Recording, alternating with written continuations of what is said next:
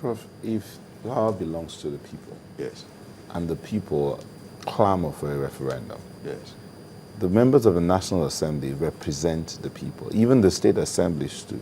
Yes. And the people are saying, give us a referendum. Because at the end of the national conference, it amounts, or some people think it amounts to a waste of resources. When you say people, you mean the popular press or the grassroots? I'm talking about the grassroots people, not the popular press. At the end of the day, there are a lot of people, there's this school of thoughts that thinks it's a waste of resources and hours and time if it doesn't come down to a referendum. And they are also there to represent them. So at the end of the day, you have groups of people representing the people. So what happens? How do we move forward? You see, again, when you say the people clamor for a referendum, you still have to look at the national conference as presently constituted. What you find now, the national conference, is a coalition of elites. Actually, predominantly political elites. Chosen by state governors, handpicked by the national federal government. To what extent have this conference, its constitution, I mean, carried on the grassroots? You think it hasn't enough I don't think it has. at all? Well, look at it. Look, ethnic nationalities, as it were not given enough representation in this conference. The youths have not been given adequate representation in this conference. I look at my state, Delta State, and I have the state has only 3 delegates. In a state where you have as many as over 100 ethnic groups. Take the Urhobos, for instance. I'm an Urhobo. The Urhobo nation constitutes at least the 5th largest ethnic majority nationality in this country. How are we represented? One nominee from the state government who is an Urhobo man. The Ijaws, the same thing. The Ogonis have to clamor for them to have one representative. So to what extent is the constitution of this conference representing the grassroots? But they have said that. Sorry, Chamberlain, in other words, it should have gone the way some have actually advocated, clamored rather, by saying that it should be based on ethnic nationalities. Yes, I agree with that. But they said this conference is not about ethnic nationality. That's why it's constituted in this manner. Well, you see, sometimes we are very hypocritical about these things. If this conference is not about ethnic nationalities and how these ethnic nationalities can, work together in a federal system of government, already the conference has not gone into full plenary session. Already we hear positions. We in the South, we want resource control. We want devolution of powers. We in the North, we are opposed to a federal system that recognizes, resource control. We will not support derivation. If you go that way, if it does go that way, don't you think it might, at the end of the day, metamorphose into that of ethnic or regional nationality? Exactly. That is why it is hypocritical. For you to say, look, we will not constitute this conference by reference to, ethnic nationalities. But then, the delegates you have pulled together from the one are singing sectional jingoism. But the truth of it is that you can't run away from sectional jingoism. You are first a Yoruba man before you are a Nigerian. I'm first an Yoruba man before I'm a Nigerian. The Hausa man, the Fulani, he was first a Fulani before he is a Nigerian. And at the end of the day, in any federal system of government, the principal issue is what is in it for my people? What is in it for my region? But remember, Prof, part of what they also said, that's the committee that went round, Yes. was that, look, how many of those ethnic nationalities are there in the first place?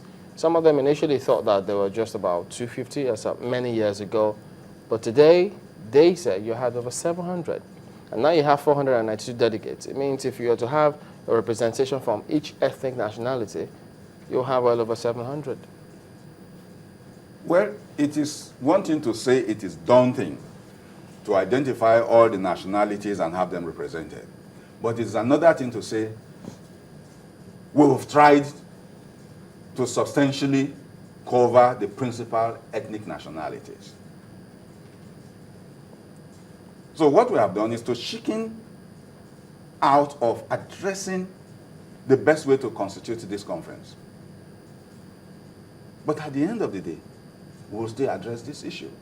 By those who are present now, Already, the 492? already it is clear. It is clear that whether they've been appointed by the state governments or whether they have been handpicked by the federal government, the issue still, what is in the interest of the East in the new structure of government? What is in the interest of the North in the new structure that is being considered? Southwest, what is their interest? Sectional, regional. And it cannot but be so. Because in a federal system of government, federating units or constituent units, try to delineate for themselves a jurisdictional sphere where they can thrive, where they can self-determine their development to some extent. And then in affiliating and agreeing to be part of the central government, they identify in what areas that affiliation, that central federal might, will be beneficial for everybody. Yeah, but Prof, if these 492 are going to look at these issues, ethnic issues, can we then assume then that this is a good way to address them plus other matters? Because if we had over 700 ethnic nationalities represented there, they primarily will focus on what is in it for their ethnic nationality. Well, now that you have these 492 who did not go on the basis of ethnic nationalities, so when they look at issues of ethnic nationality, they will also look at it in addition to other matters. So isn't it an advantage of sorts? To some extent, yes. But I say no because of the level of representation. You see, all over the world, the trend is to give room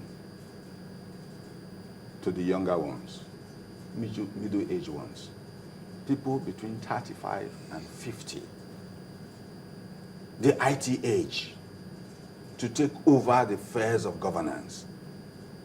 But where you have an assembly of 75% of them are above 60, what you will find are the same old arguments, the same old thinking. We did it this way. We wanted a strong center because of this, because of that. And we haven't grown to to a position where we should relinquish the reasons that prompted those actions. It's going to be the same reasoning, the same tape being played over again. Prof, if I may come in, you paint a bleak picture of the outcome of this conference. To some extent, yes. I started by saying it's a good thing that we have come together to discuss. But I don't think we're getting it right. And that makes me very circumspect about the outcome, where it will lead us.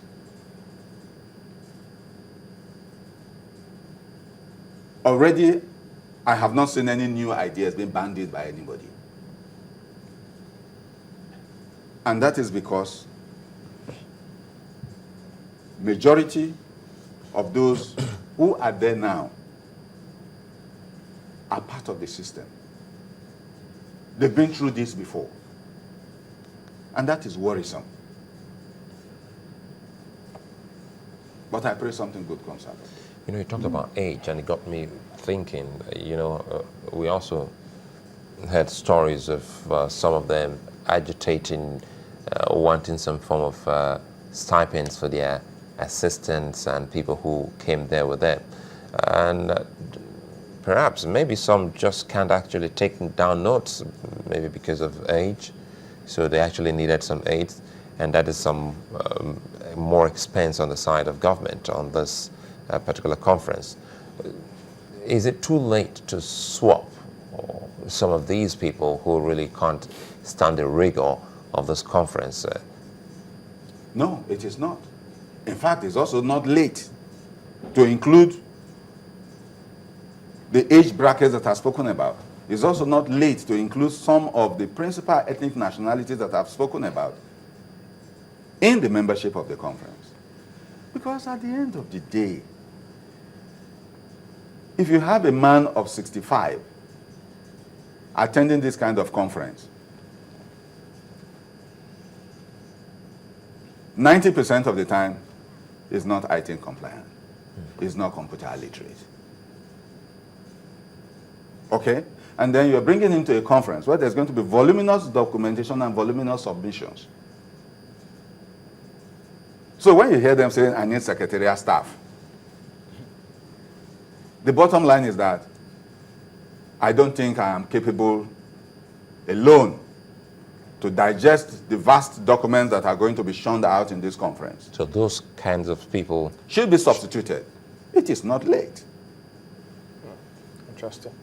Okay, Professor Joseph Abugu is a lecturer, Faculty of Law, University of Lagos. Thank you for coming on this morning. Thank you. All right, we'll return in just a moment.